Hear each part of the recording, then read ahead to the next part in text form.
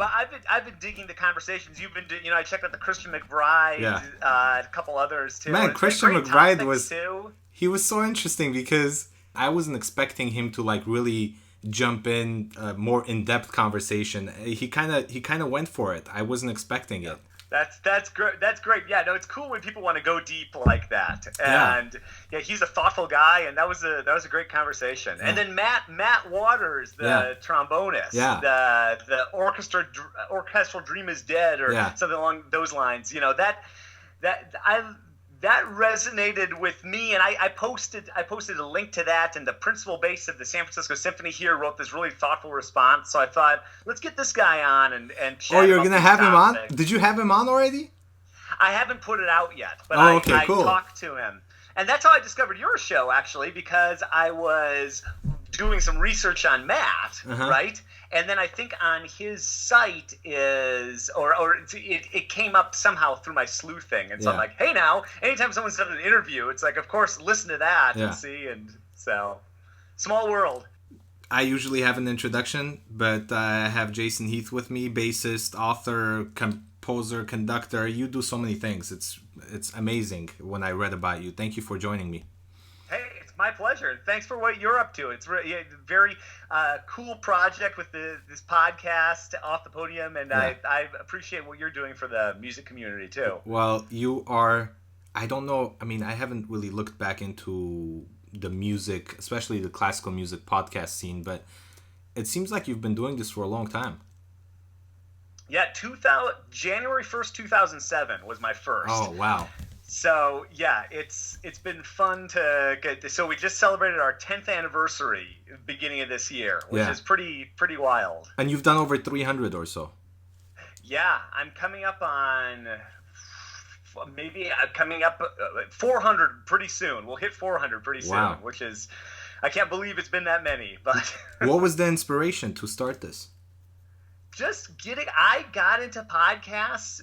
I got my first iPod video in, I think, 2005, and I discovered podcasts somewhere around then, maybe late 2005, and I thought, this is a cool medium. I love this. It's like, indie radio wherever you go. Yeah. And my brain just went to, is there a bass podcast? And I looked it up, and there was a bass podcast already. That's how geeky we bass players are. And there was a wonderful podcast called the Double Bass Cast, but he had done a few episodes, and he hadn't done one in a year, and just sort of pod faded. He was out of the Canary Islands. He was doing it from. Oh, wow.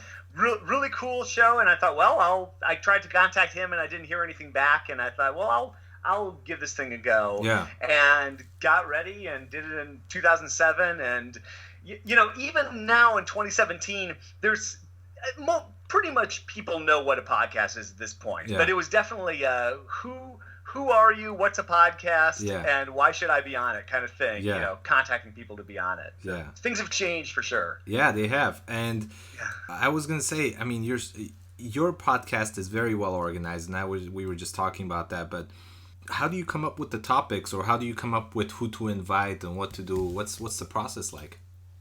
Well, at this point, it's community, totally community based. I have people emailing me all the time, or messaging me on Facebook, like, can you contact this person? I'd love to hear from this person. I'd love to hear about this topic. So I'd say like 5% or less of the ideas are Jason generated at this point. It's more like I am synthesizing what people seem to be interested in. And when a name pops up a few times, then I try to get in touch, and it's the exterior might look kind of organized. It's way less organized behind the scenes. Yeah. It's usually me like having a drink on the couch late at night and like getting on Facebook Messenger and wake up the next morning and look and have a bunch of interviews scheduled.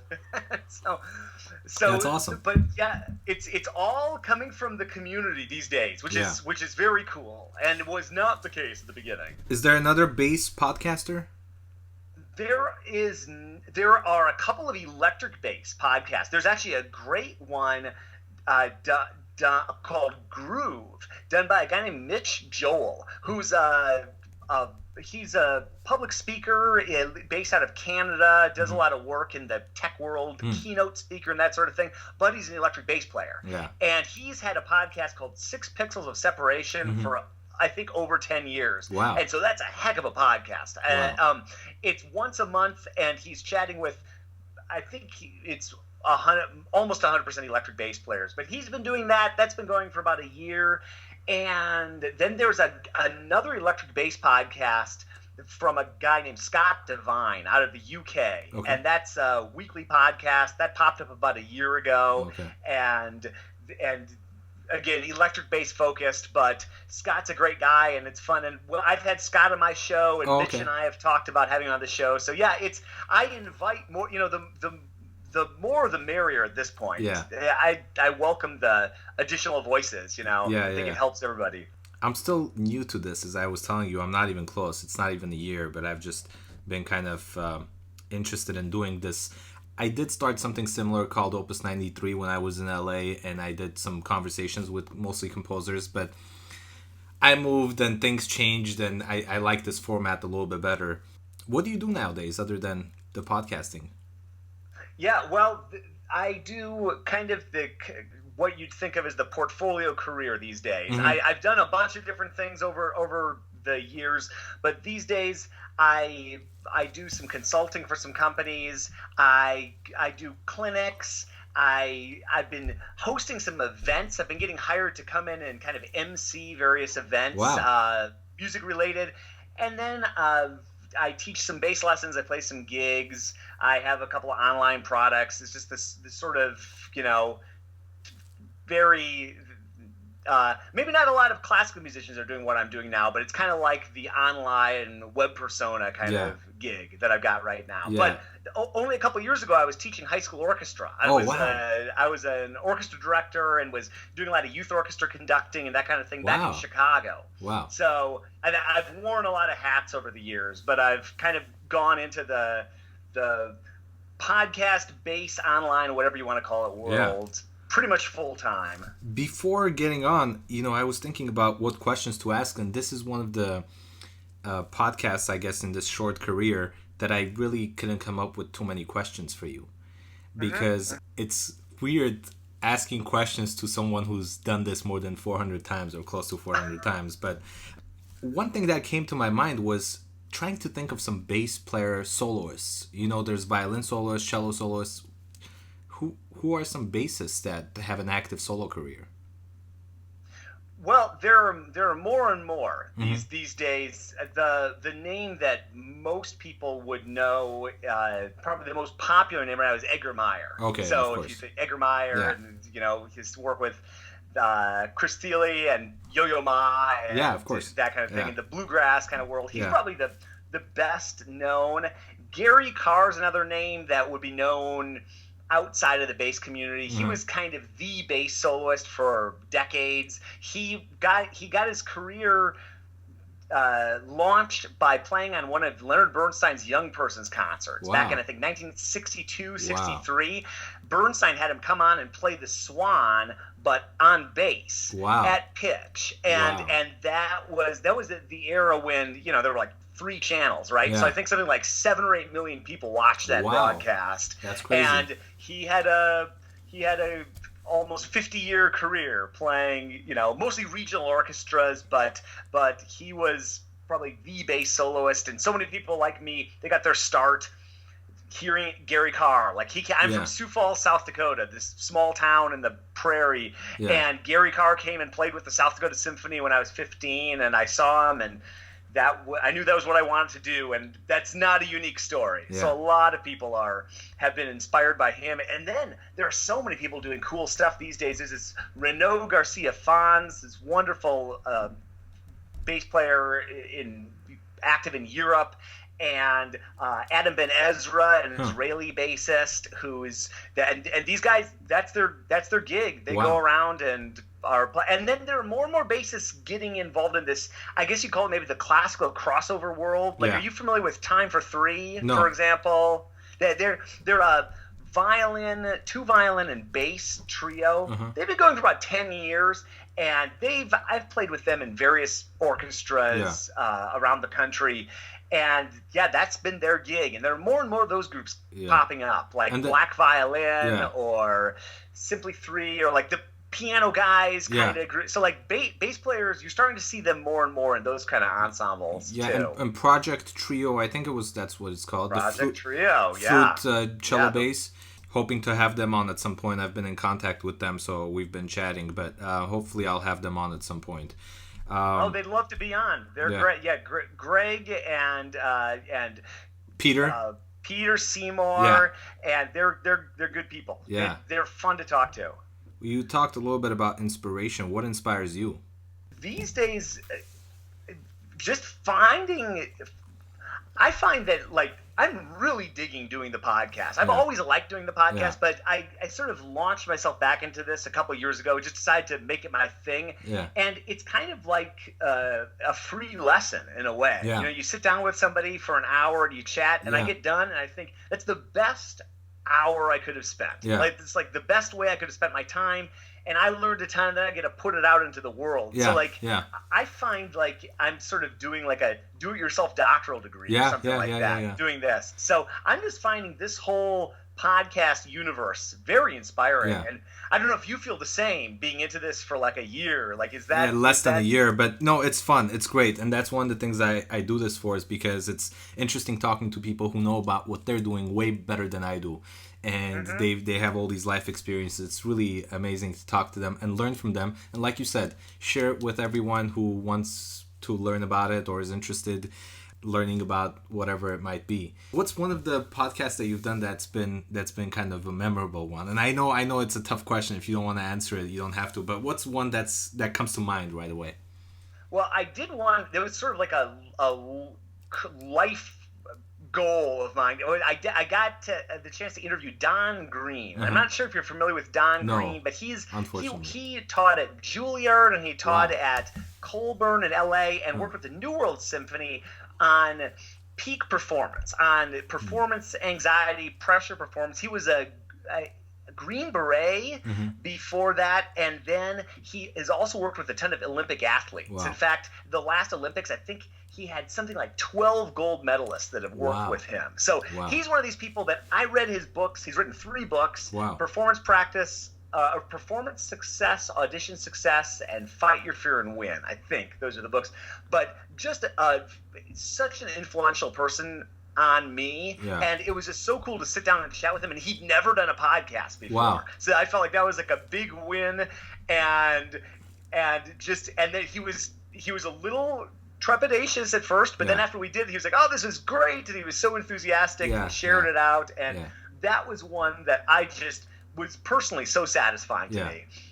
And for me, I never know what's gonna be a good conversation, and it's the fame level of the person and the interest level of the conversation do not necessarily line up at all. And that's part of what I love about this. I'll have the most interesting and inspiring conversations with somebody that maybe very few people have heard of. And so then I like make it my mission to get them known. And I've had to go the other way too. So for me, it's just it's fun, and it's like a personal development project in a way too. So it's just getting better and asking good questions and listening better and just speaking more articulately. I highly recommend doing a podcast to anybody who's thinking of it. The downside is it's a lot of work. But it's interesting you said that, because you're not the only podcaster that has been actively encouraging people. There are others who I've listened to over a certain period of time already that have been so encouraging. You know, they have a guest, they're like, "Well, you should start a podcast. You seem like an interesting person. You should do this." So it's nice to see that people are so encouraging and supportive. There's not a very big competition, it seems like. Or maybe there is. But I certainly don't think there is in this art music world, or whatever you want to call this. You know, I think that there's still it's really taken off, at least from what I've seen in the last like year and a half, 2 years. But it's still such a small pool of people doing this.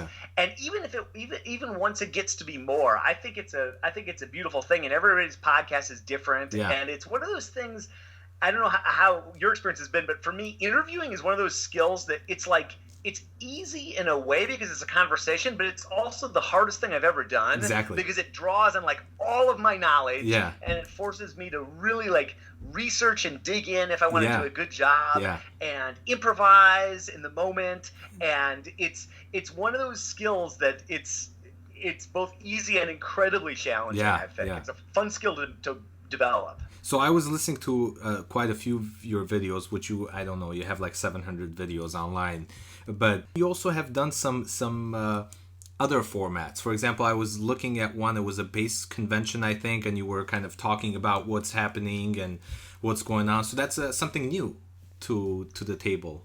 That's more like what's happening in your life, and you're kind of sharing of what's going on in the bass world. And so that was, I found that interesting. I might actually copy that from you, and next time I'm at a convention of some sorts, I might actually do that.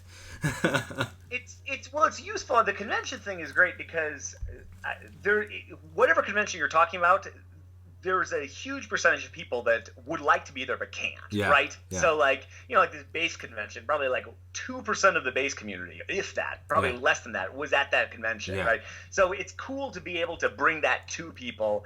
And podcasting, for me, I think my favorite types of podcasting or this kind of format is the evergreen stuff, the stuff that's going to be as valuable now as in 10 years as it is right now. But I think there's something to the like sharing what's happening this moment, what events are coming up, this and that. So I'm always like playing around with trying ways to share that out, and who's playing what, when, where, what's going on, right now, summer 2017. So I'm always trying to strike that balance between the evergreen life lessons sort of content and the kind of timely newspapery kind of content.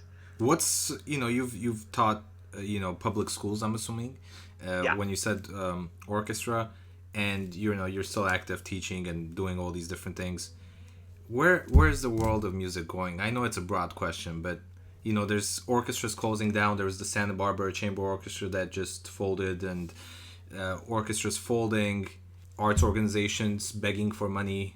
And actually, I said begging because I did see one of your podcasts. I think it was from a couple of years ago, maybe, but it was what a management shouldn't ask you to do, or something of that sort. And there was that begging part. So where are we going? Yeah, well, it's one of those like multi-layered, topics for sure. And in some ways, and I've been, like in the regional orchestra kind of world and playing for like small nonprofit groups, my whole life. And then I've been in this public school music world, which is really interesting to move into after having done a lot of freelance work. And so I'm maybe a little more bullish on the music ed side of things, like how things are going with young people and music.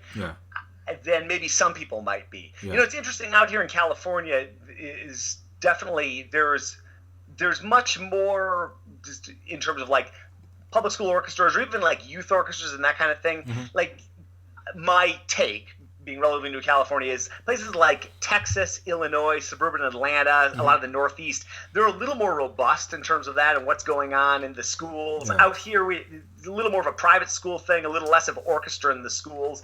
But in so many areas of the country, those programs are thriving. So now how that translates over into people that are going to be listening, going to concerts, that sort of thing, that's not super clear, right? And then the whole state of the orchestra thing I think is an interesting, topic. It's something that I've sort of beat the drum on for a long time. And that's why I love that you connected with Matt Waters, and talked about his take as someone who's relatively young, right out of school and seeing. So I think there's the question of like what's going to happen with arts organizations in general, and then what do the careers of musicians wanting to do this sort of thing look like? I think those are kind of two separate questions. I don't think the arts are going anywhere. I think they're changing, certainly. And and kind of, I think part of why what Matt said resonates so strongly with me is I think like the quote unquote big boys, right? Like the LA Phil, New York Philharmonic, Chicago Symphony. I think they're so big, they're probably they're probably not going anywhere. They've almost kind of crossed that hump in a way to where they can be inventive in a way because they're not depending on whether or not this subscription concert succeeds or fails quite as much as some of the smaller groups. So I think it's a little dodgier for some of the groups I'm playing in here, like Santa Rosa Symphony, Modesto Symphony, my old group, the Elgin Symphony, you know. But is that then there's the smaller group, like I look at some of these chamber groups that are active these days, the like Fifth House Ensemble in Chicago, or Sybarite 5 based out of New York City, and these people are building really interesting careers for themselves, booking themselves sometimes with orchestra, sometimes chamber groups. So I mean, my take is like very long answer to your question, but no, it's great. I love it. I think the embracing of the entrepreneurial musician, you know, whatever, like I think I think there's tons of potential, and I see a lot of people doing really interesting things. So I'm not worried about the future of our art. I think that I'm feeling more bullish than I was probably 10 years ago, and I don't know how that translates into like how the health of professional orchestras is looking forward, and I don't know if I'm like super interested in that anyway. They'll succeed or not succeed, but I think that there are people are starting to. I'm seeing more and more really great examples of people coming up with their own opportunities, creating their own opportunities. So I don't know. I feel positive about the way things are moving. And I don't know if you follow along with Drew McManus's Adaptistration. Have you checked in with that site? I heard about that. I hate to say this, but I read about that. I heard about that from your podcast today when I was listening to one of your explanations of whatever it was, the arts inside the arts, I think, or whatever it was. So that's when I found out about it. So well, if folks are interested in exploring a little bit more of like the health of music arts organizations in general, Drew's site is just great, adaptistration.com. And it's really kind of focused on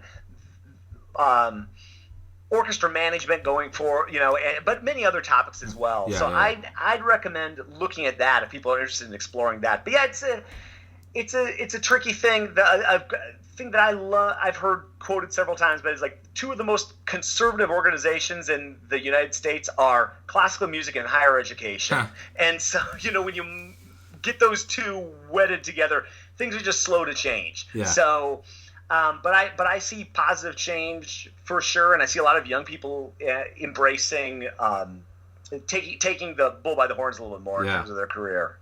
You posted something recently, I think, and you're also a blogger. You actively blog, and your blog was, you know, top 20 classical music blogs. And the last one you posted, was it the last one about how to be, you know, kind of a multifaceted classical musicians in today's world? Was that a recent one, or did I read an old one?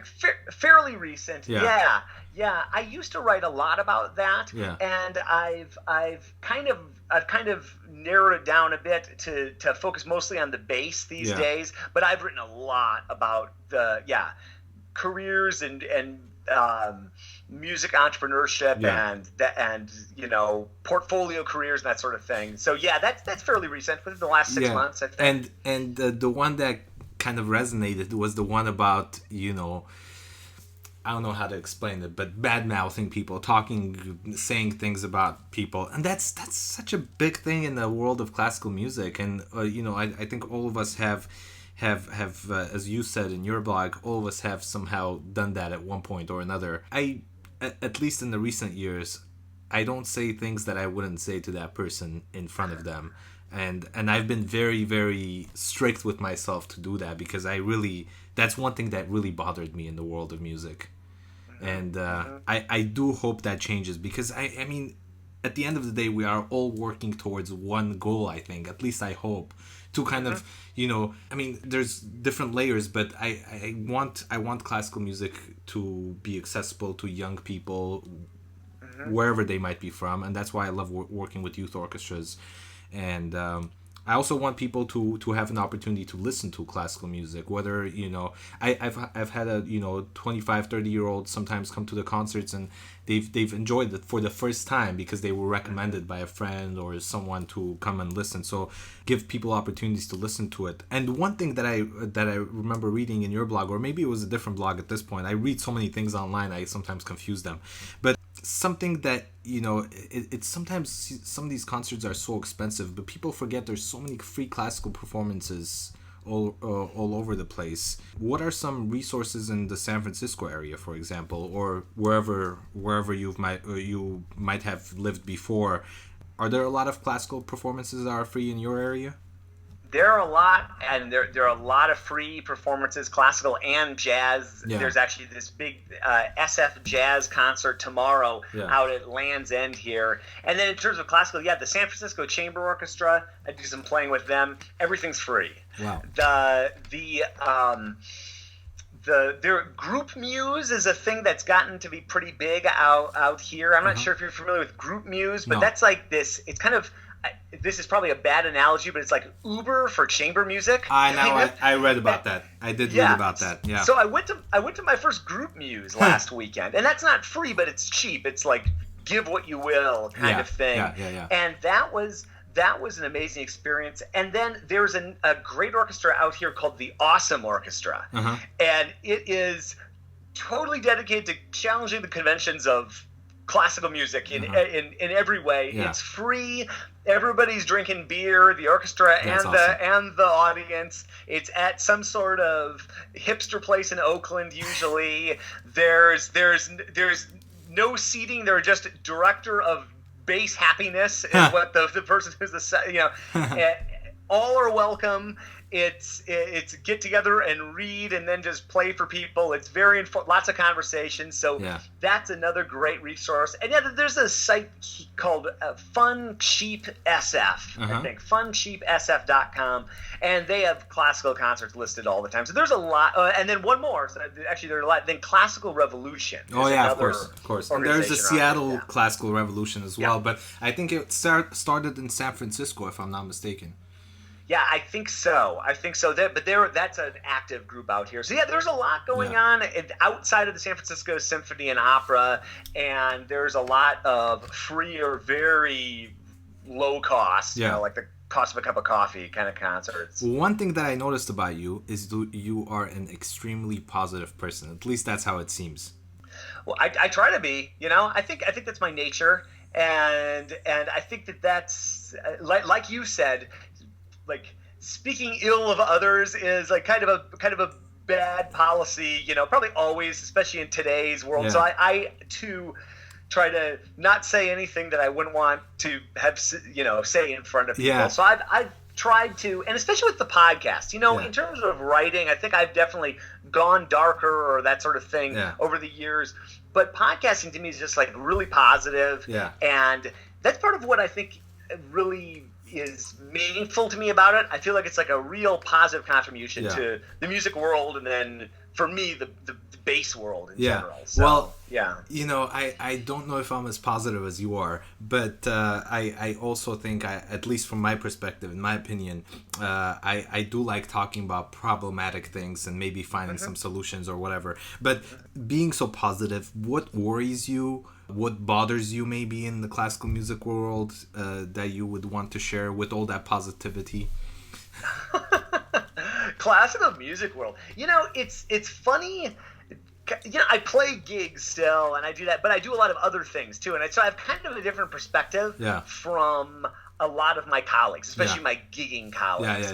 And I think just seeing there are so many more doors you can walk through than you realize. Yeah. I think in this world, it's such a big. Well, like look at what you're doing with conducting, and you're doing this podcast, in education, and I think I have so many colleagues, both here, but then especially back in Chicago where I lived for a long time. That playing and teaching, right? Those are the two doors. Yeah. And that's it. And maybe if you're really crazy, a little bit of arranging or something. But there's so much you can do, and I think that sort of scarcity mentality creeps in when you have so few doors that you see, right? Yeah. And so that, and then also I do so much work with that generation of orchestral musicians that maybe came up in the 70s, that got jobs in the 70s, and that don't kind of realize what it's like for a young person out here these days. And you know, I have conversations with colleagues in orchestras, and we talk about this or that, or some students I'm teaching, and they say, like, how are any of those people going to get jobs? You know, and the simple answer is they're not. Not the jobs like you're thinking of. Exactly. But there are so many ways to thrive. It's not, you know, by the same token, you know, there are all sorts of new doors that weren't available 10 years ago, 15 years ago, 20 years ago. So, I mean, that's something that just I think it's just a kind of a conservative trade sort of profession, like the classical music orchestral gig world that I've lived in. I think jazz is more open-minded, but I see that, and that's something that I think maybe troubles me a little bit. Something that I've found really beneficial that I recommend all the time. I don't know if you're familiar with the Per Service podcast, but that's a show that I recommend to everybody I run into, because they're doing that work. Those people are doing that work, but they're kind of exploring other options as well. And just it's kind of like weekly therapy listening to that if you play gigs. So I like that, and even though I do a lot of other things, I listen to that every time it comes out, and it makes me smile, and it's kind of like gig therapy. Yeah, I remember reading an article in the New York Times years ago, and it was about, you know, these graduates who have graduated from Juilliard, and they were, I don't know if you remember that article or if you read it, but, you know, graduated and don't have jobs, and because, I mean, there has to be something that we could change in the education system. Maybe not you or I, but some of the educators, some of our colleagues who are going to end up teaching in those institutions, there has to be some kind of a change, because we give them one option, and as you said, this is not like it was 30, 40 years ago. I mean, those same opportunities that existed back then no longer exist now. So, I mean, what advice would you have to some of those educators, or what advice would you have to yourself if you end up in that position? Well, I think it's good to look at those programs that are doing well, that are innovating, and and that's tough, because there are a lot that sort of pay lip service to. We're gonna teach some entrepreneurship stuff or some gig stuff, you know, that will squeeze in between your theory and history and your lessons and your convocation. You know, and then there are people like David Cutler is a great example at University of South Carolina. You know, he's built a really wonderful program that's like truly innovative. I think Lawrence University is doing great things. DePaul's doing some really good things. They're moving in good directions. The Eastman's been doing great things for years. So you're seeing more and more, but then at the same time, you're seeing a lot of programs that they're probably it's unlikely that someone who's been on that academic track and is all of a sudden appointed to be like a career development, entrepreneurship, whatever professor, maybe they have those skills, but it's probably a lot less likely than so trying to hire. A lot of it comes down to hiring, right? And it's tough. It's just a slow. That's that classical music conservatory training kind of thing. Even the word conservatory, right? Conservatives baked into it. It's just slow to change, but I think the trying to at least get some sort of program on board, like they're doing at Lawrence, or like they're doing at USC or University of South Carolina with David Cutler. That's a move in the right direction. But it's tough. It's tough, and it's a self-perpetuating cycle, right? And you want and I get it too for these schools, because these schools are competing with all the other schools for students and for dollars and for survival, just like all the nonprofits, you know, out there looking for donors to keep themselves going. So if you hire somebody with that name brand, that LA Philharmonic, a New York Philharmonic, or I was in the XYZ string quartet, or whatever metric gives them a name brand, you know, the problem is that doesn't necessarily translate over to the skills that people need to actually make it work. So it's tough. But there are a few strong programs out there, and taking a cue from them is the best advice I probably have. another thing, and again, a big thing, we briefly talked about it, but audiences. What can we do as artists to inspire audiences for them to come back? Because sometimes you have new people coming into the hall, but they're not inspired enough to come back again. What are we doing wrong to get them in the hall? Because every concert I go to, I meet people who are first timers, but then they don't end up coming again because we did something wrong. I mean, I think we should stop at one point and realize that it's not always the audience's fault, because we like to blame the culture, everything that's going on in the world, and we always, I mean, not all of us, but a lot of people like to blame, well, they don't understand this music, and there's a very small group of people that do. Well, what can we do to help them understand it? Yeah, it's a tricky one. I think I've been in several groups or involved in several groups that I think have been effective at doing that. I was in the Iris Chamber Orchestra. I guess I still am in that, in Memphis, Tennessee. Yeah.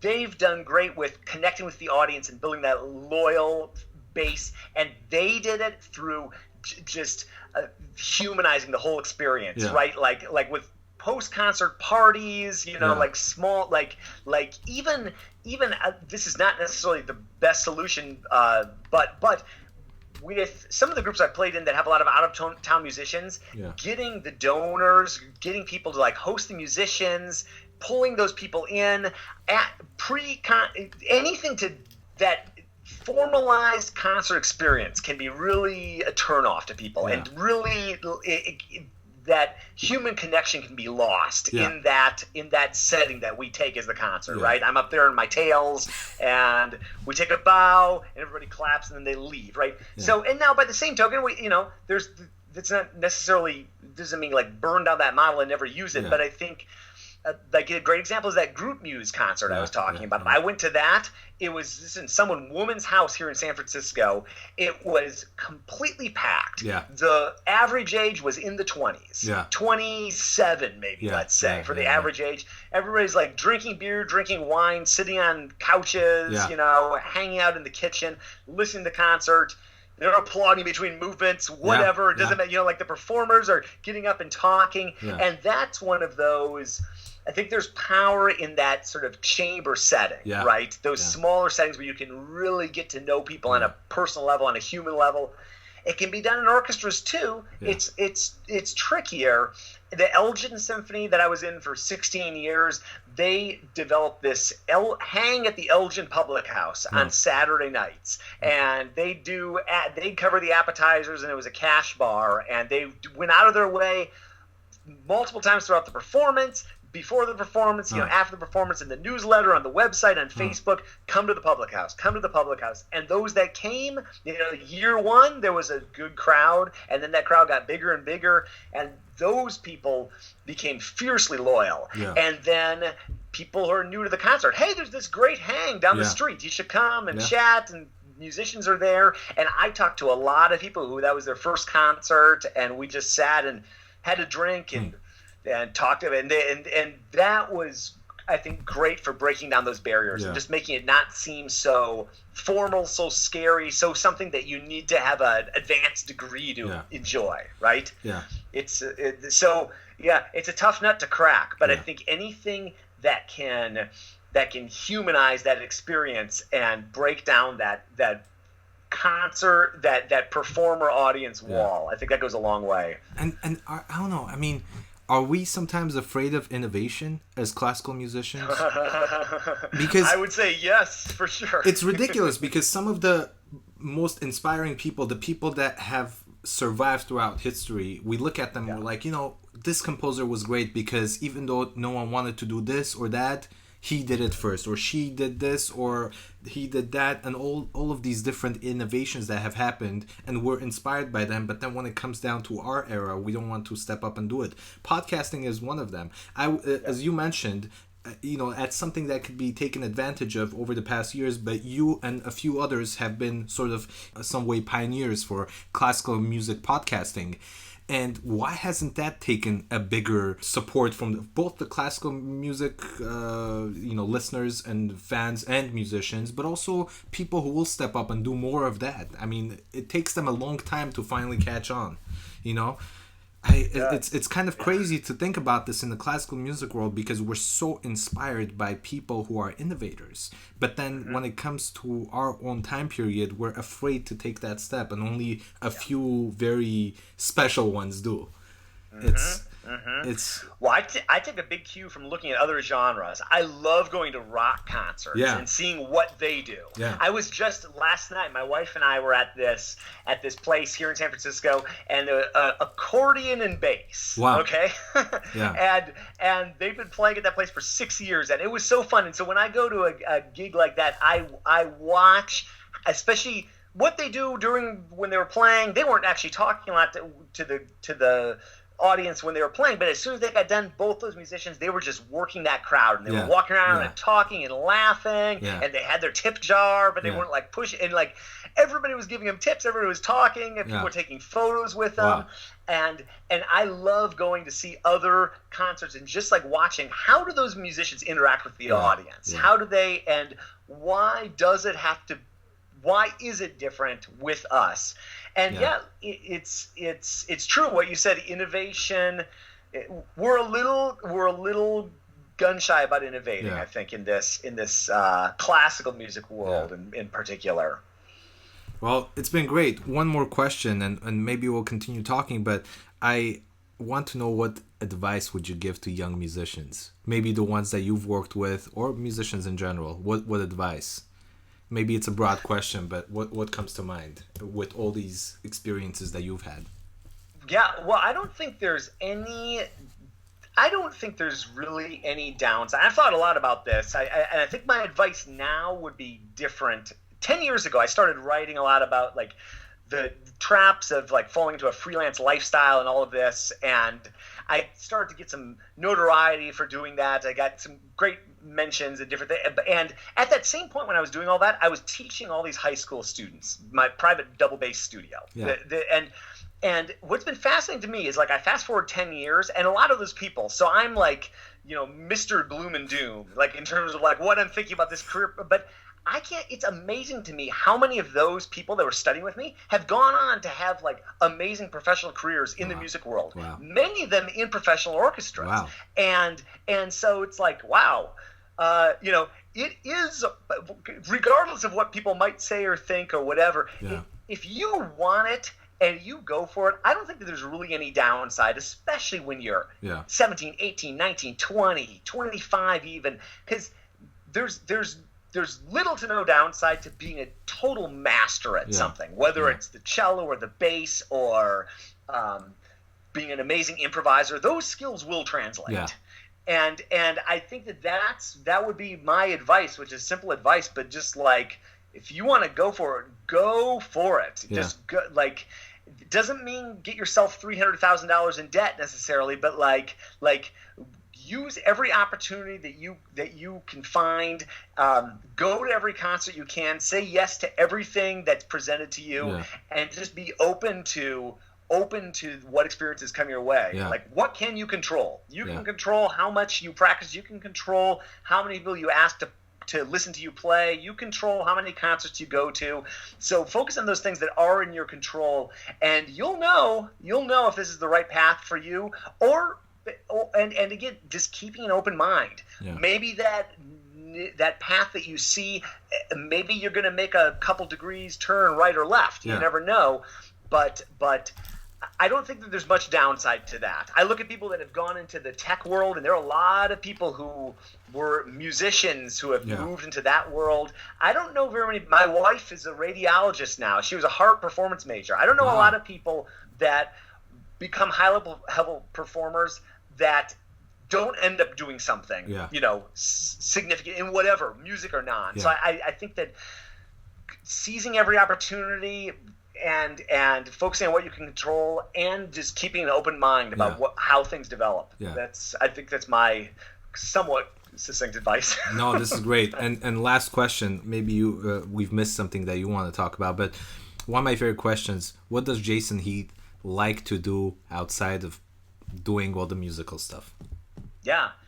I love doing long urban walks. I love, like, doing 15, 20-mile walks. Wow. I've been doing this for a long time. So I'll set out in San Francisco, and my goal is just get into trouble. Not real trouble, but sort of trouble, right? So I leave with no plan in mind. I have no idea what I'm going to do, and I just turn left.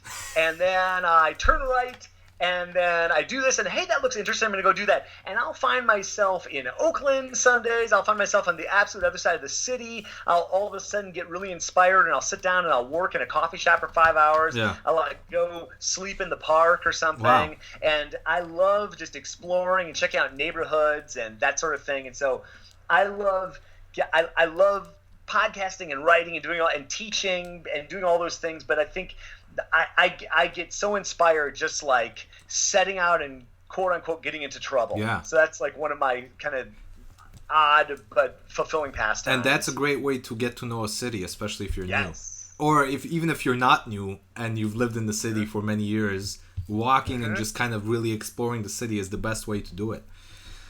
It is. I kept on thinking. I lived in Chicago for 22, 23 years, and I was still discovering pockets of that city that I thought I knew that city like the back of my hand. And even that last year, I was still discovering new things. Yeah. And yeah, that's kind of my hobby, I guess. Jason, it's been great talking with you. Hey, thanks for chatting. I really appreciate this. Man, I'm glad you found me. I'm glad you found me online, and when you did, and you commented on that one thing, I went on your page, and I was like, wow, I should talk to him. He seems like he knows a lot about what he's doing. You're so multi-talented in various directions. So it was great talking with you, and hopefully you could do this again at some point. Tigran, I appreciate it. It's so great. It's great to meet you, and I love what you're up to. And it's funny what a small world it is. Yeah. Right? Like well, a YouTube comment can connect people like that. Yeah, and we'll meet hopefully in person at some point. Yeah. Let me know if you're out here in the Bay Area at some point, and I'll let you know if I make it up to Washington. Anytime. Yeah, please. Yeah. And I'll let you know. It might be sooner than later that I'm in that area, so I'll let you know for sure. Okay. Sounds good. Thank you so much. Thanks for chatting. I appreciate it.